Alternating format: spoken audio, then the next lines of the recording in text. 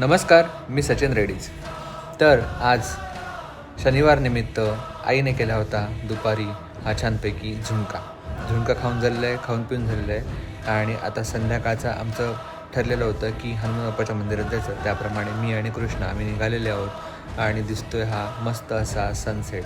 Wow, किती छान sunset होत आहे. सूर्य एकदम छान छान दिसत आहे. आणि अरे हे काय, अरे हा तर आमचा विजू मामा, पुन्हा गाडगेची ॲड करणारा. नाही नाही, असं नाही आहे. तर आम्ही मारुती मंदिरात पोचलेले आहोत.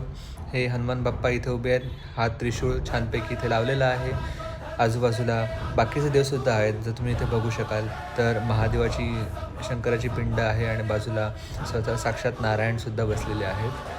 तर व्हिडिओ आवडला असेल तर लाईक, शेअर आणि सबस्क्राईब करायला विसरू नका.